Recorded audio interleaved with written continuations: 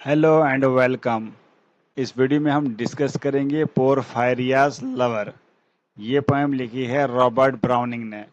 इससे पहले जो हमने वीडियो बनाई है उसमें डिस्कस कर लिया है हमने रॉबर्ट ब्राउनिंग के बारे में, और इनके पोएम्स जो क्रोनोलॉजिकल ऑर्डर में हमने डिस्कस कर लिए हैं। Porphyria's lover first published 1836, retitled and reprinted in dramatic lyrics in 1842 is the chilling dramatic monologue. ये पोरफायरस लवर जो है पहले पब्लिश हुई 1836 में, उसके बाद इसका रीटाइटल किया गया और ड्रामेटिक लिरिक्स में पब्लिश हुई 1842 में। ये एक ड्रामेटिक मोनोलॉग है, chilling dramatic monologue. A man recounts how he strangles his lover Porphyria with her own hair in a single stanza, believing the moment frozen justifies his act of obsessive control. इसमें एक speaker होता है, एक man होता है, वो अपनी ही lover को क्या करता है, उसको गला घोट के मार देता है।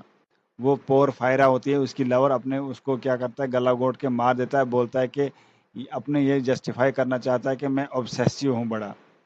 उस मोमेंट को वो कैद करना चाहता था, उस मोमेंट को फॉर एवर के लिए रखना चाहता था, तभी उसने उसको मारा। अब स्टोरी हम डिटेल में डिस्कस करेंगे। One dark and stormy night, the speaker sits alone in a cold, quiet cottage. Outside, the wind howls and he seems very sad and lonely. एक स्टॉर्मी नाइट होती है, रात का समय होता है, तूफान चल रहा होता है और स्पीकर बैठा है अकेले अपने कॉटेज में, अपने छोटे से घर में अकेला बैठा है। सर्दी का मौसम है, बाहर हवा चल रही है और ये लग रहा है कि स्पीकर बहुत अकेला है और बहुत दुखी है। Soon Porphyria, a beautiful woman, enters. She shuts the door, takes off her wet clothes, lights the fire and makes the cottage warm. तो उसी वक्त क्या होती है, एक ब्यूटीफुल लड़की आती है, औरत जो है वो पोरफायरिया होती है, वो अंदर आती है उस कॉटेज में, दरवाज़ा बंद करती है, कपड़े खोल देती है और आग जलाती है और कॉटेज को वार्म करती है। कॉटेज वार्म फील होने लगा थोड़ा थोड़ा, तो she seats beside the speaker and lovingly puts his arm around her. She whispers that she loves him and cannot be fully his because of social pressures. वो speaker के साथ में बैठती है और उसके ऊपर हाथ रखती है और बोलती है कि मैं तेरे साथ बहुत ज़्यादा प्यार करती हूँ, मगर कंप्लीटली तेरी नहीं हो सकती, मुझे कुछ सोशल प्रेशर्स हैं। मतलब मैं शादी नहीं कर सकती, या मैं मेरे कुछ सोशल प्रेशर्स हैं, मैं तेरे कंप्लीटली नहीं हो सकती, मगर तेरे साथ प्यार तो बहुत करती हूँ। ये आजकल भी चलता है ना, प्यार तो बहुत करता हूँ या करती हूँ मगर शादी नहीं कर सकता। The speaker stays silent but feels very happy and proud that she has chosen him in that moment.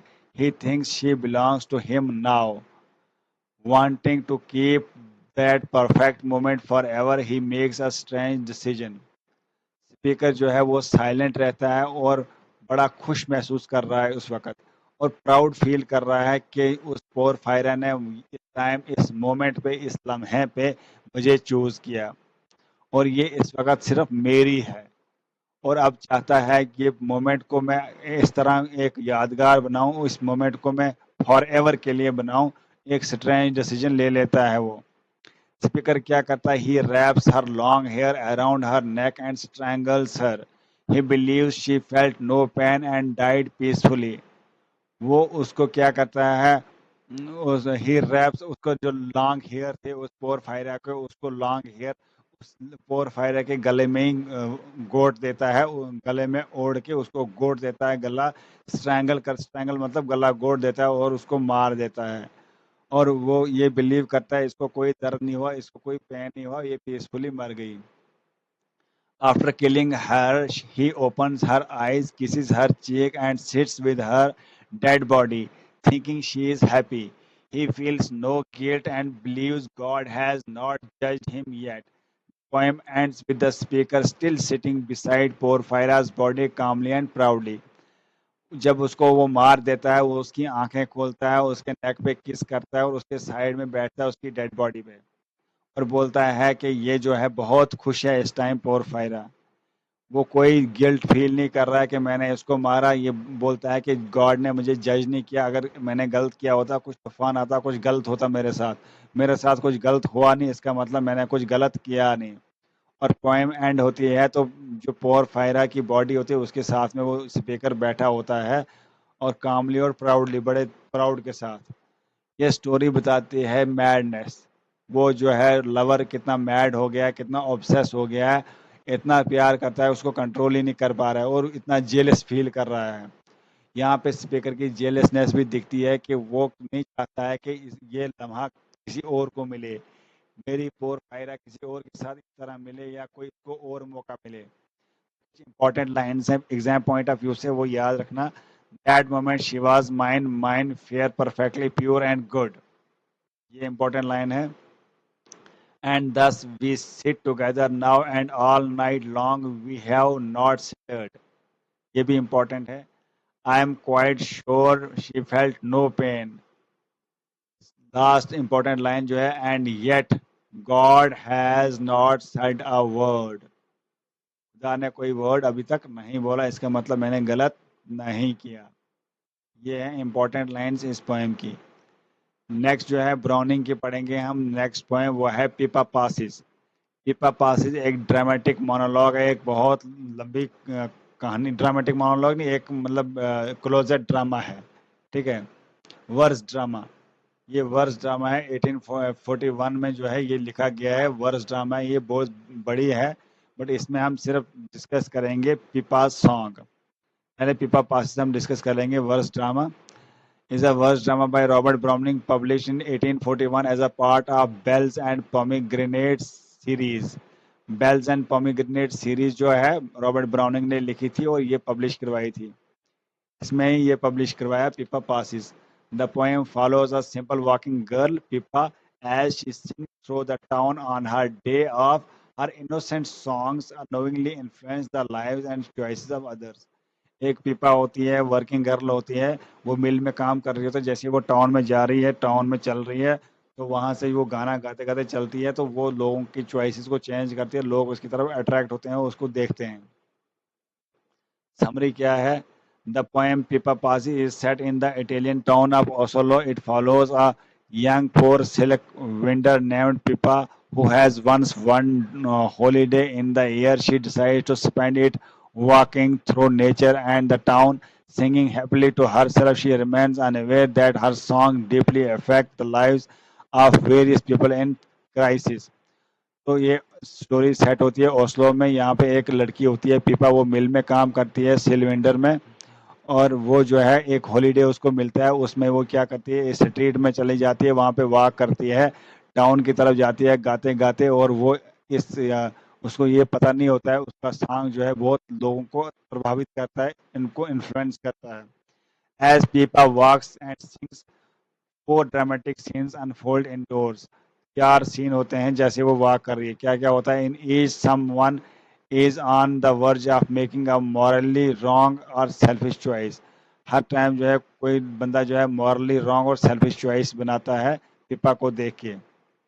A young couple has committed murder, एक यंग कपल क्या करती है, मर्डर कर लेता है।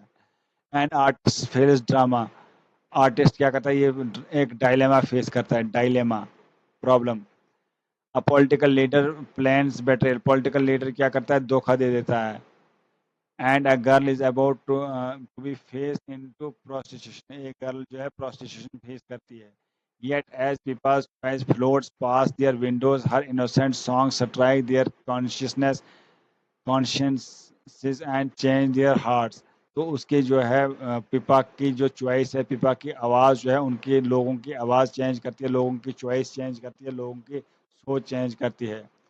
The poem suggests that even a powerless person can unknowingly do a great good. Pippa represents purity and unconsciousness influence, while the others struggle with corruption and moral failures. Browning combines dramatic monologue, lyric verse, and moral philosophy to show the power and goodness in a dark world. यहाँ पे poem ये suggest करती है powerless person को, वो powerless person जो है कैसे ग्रेट काम कर सकते हैं, उनको पता भी नहीं होता कि हम ग्रेट काम कर रहे हैं। पिपा लोगों के चॉइसेस चेंज कर रही है, लोगों को मतलब एक इन्फ्लुएंस कर रही है, उसको वो पता ही नहीं है। और ये इसमें ब्राउनिंग क्या करता है, एक ड्रामेटिक मोनोलॉग को लिरिक वर्स को जो है कंबाइन करता है और जो अपनी थीम बताना चाहता है, power of goodness in the dark world. Dark world ने डार्क वर्ल्ड जब होता है उसमें गुडनेस की क्या पावर होती है। ये उतना मतलब पूरा वर्स ड्रामा ज़रूरी नहीं है, इसमें जो इम्पोर्टेंट है वो लाइंस इम्पोर्टेंट है। ये लाइंस, ये जो पिपा सॉन्ग जो है इसी वर्स ड्रामा में है। The years at the spring and days at the mornings at 7, the hillsides dew pearled, the larks on the wing, the snails on the thorn, God in his heaven, all is right with the world। ये आपने याद रखनी है Pippa song. ये song गाती है, song गाते गाते टाउन में चल रही है और लोगों को इन्फ्लुएंस कर रही है, सारे लोग इसकी तरफ देख रहे हैं। ये जो पिपा पासिस है, ये एक ड्रामा, ये जो एक वर्स ड्रामा है बहुत लंबा है, उसमें जो पिपा सॉन्ग है ये इम्पोर्टेंट है, ये याद रखनी है ये वाली। The year's at the spring and day's at the morning's at the seven, the hill side's dew pearled, the lark's on the wing, the snail on the thorn. वो सिचुएशन को डिस्क्राइब कर रही है, कौन कहाँ है कौन कहाँ है। तो गॉड हेवन में है, दुनिया में सब कुछ अच्छा हो रहा है, मतलब एक्चुअली में अच्छा नहीं हो रहा है, ये बताना चाहता है इस पोएम में पिपा। रॉबर्ट ब्राउनिंग ये बताना चाहता है। ठीक है, ये इम्पोर्टेंट लाइन है, ये याद रखना आप। और बाकी ये स्टोरी है, पिपा पासिस जो है, पिपा पासिस आपको बताइए वो स्ट्रीट से चल रही है तो क्या क्या कर रही है, क्या क्या देख रही है, लोगों को इन्फ्लुएंस कर रही है, एट्सेट्रा एट्सेट्रा। ये है दूसरी वीडियो इस रॉबर्ट ब्राउनिंग पे, और इसके बाद हम थर्ड वीडियो लाएंगे रॉबर्ट ब्राउनिंग पे। रॉबर्ट ब्राउनिंग पे पूरी सीरीज है, जितनी पोएम्स हैं इंपॉर्टेंट वो सब हम डिस्कस कर लेंगे आने वाले वीडियोस में। आपने चैनल को सब्सक्राइब नहीं किया तो सब्सक्राइब कर लो अभी के अभी। ठीक है, सब्सक्राइब करना मत बोलो यार, अगर एक बार भी वीडियो देख लेते हो सब्सक्राइब कर लिया करो, आपका कोई नुकसान नहीं जाएगा इससे। मिलते हैं नेक्स्ट वीडियो में नेक्स्ट टॉपिक के साथ, तब तक के लिए बाय।